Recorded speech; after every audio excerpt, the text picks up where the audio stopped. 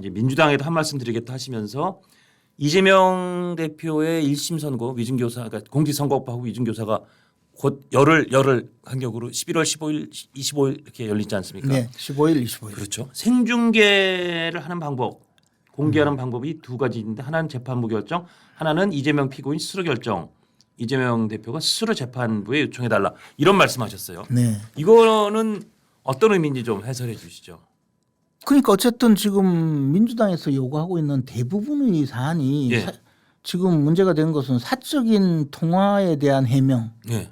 또는 김건희 여사가 그 윤석열 대통령과 결혼하기 이전에 그 주식 투자, 도이치모터스 예, 그렇죠. 주식 투자의 불법성 여부. 예. 그런데 그것도 검찰에서는 예.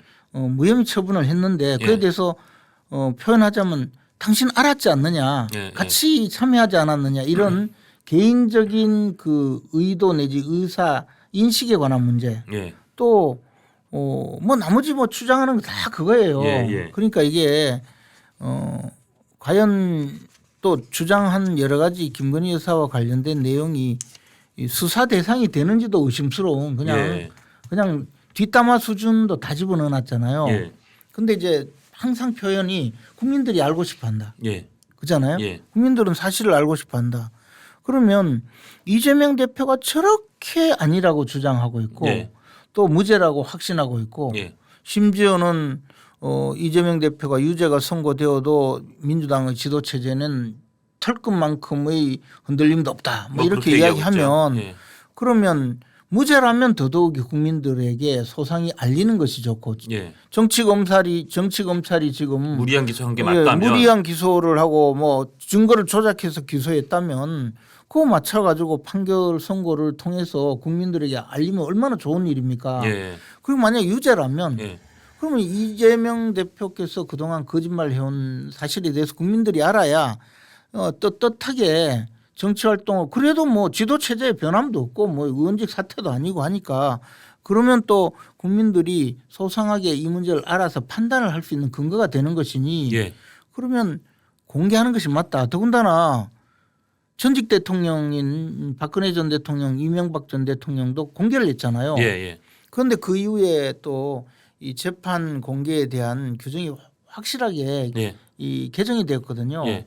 그래서 당사자 피고인 본인이 공개해달라고 하는 경우 공개할 수 있고. 아, 그 아예 규정이 이렇게 돼 있습니까? 그렇죠. 당사자가 공개해달라고. 공개 요구하면 공개하게 돼 있어요. 그리고 그것도 재판부가 일단 판단은 하겠지만 물론 판단을 하지만 예. 재판부 판단에 당사자가 공개해달라고 요구하는 경우 또는 방송사 같은 데서 아니요 공공복리 공공복리 그러니까 공적으로 이 재판을 공개하는 것이 국민의 알 권리 충족에 훨씬 더 기여할 수 있는 거. 이미 다른 사건 재판은 국민들이 잘 모르는데 공개함으로써 개인의 범죄 행위가 많잖아요. 공개되어서 좀 그 좋지 않은 인권 침해가 있지만 이 사안은 공개하지 않더라도 취재인들이 들어가서 전체 다 공개가 될 거예요. 그런데 그렇죠. 기왕이면 정확하게 판사의 그 선고로서 공개하는 것이 훨씬 더 예. 권위가 있으니까 저는 이제 그런 측면에서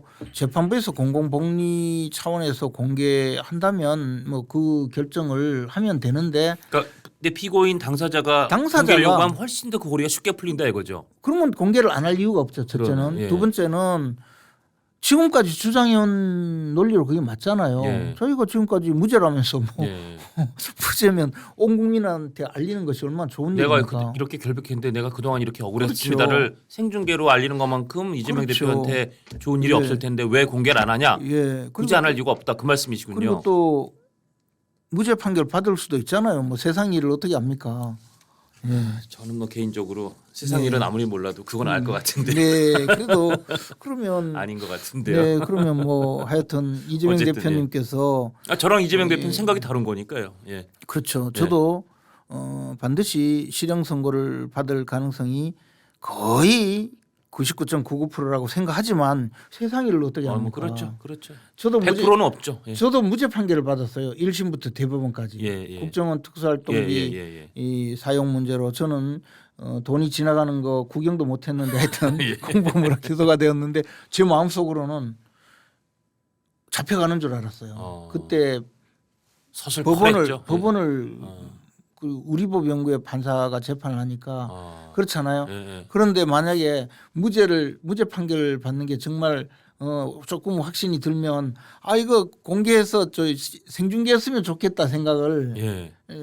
하겠죠. 근데 대법원까지 저는 재판 공개도 안 했을 뿐만 안 됐을 뿐만 아니고 저 혼자 재판 받는 게 아니니까. 근데 더 나가서 더 문제가 뭐냐면 제가 수사받고 재판받을 때는요. 기사가 크게 나죠. 온 천하에 뭐 하루에 한 20번씩 온갖 방송 신문이 다 떠들었어요. 그리고 징역 5년 구형할 때까지 무죄 판결 받으니까 한 2단 3단 뭐. 안 나와요. 안 나오고 요만큼 나온 경우도 있고 안 나와요. 그래서 하는 수 없이 제가 증거를 조작하고 억지 기소한 검사들을 고소하겠다. 내가 무죄 판결 받았다니까 무죄 판결 받은 김재원이 이런 주장을 했다고 써주더라고요.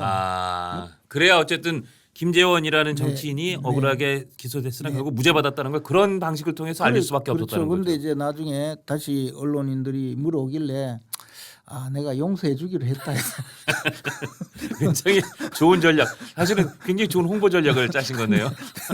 그래서 제가 용서해 주고 말았어요. 그 용서 받은 분이 한동훈 한동훈 대표. 그렇죠. 그때 수사검사가 한동훈 검사였던 거죠.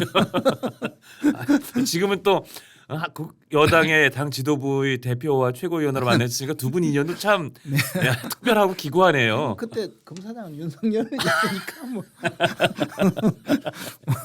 아니 그리고 그 두 분은 다 열심히 검사로서 본연의 업무에 충실했던 분이고 저는 뭐 그 수사나 재판에 대해서는 하등 저는 용서하셨으니까요. 불만이 없어요.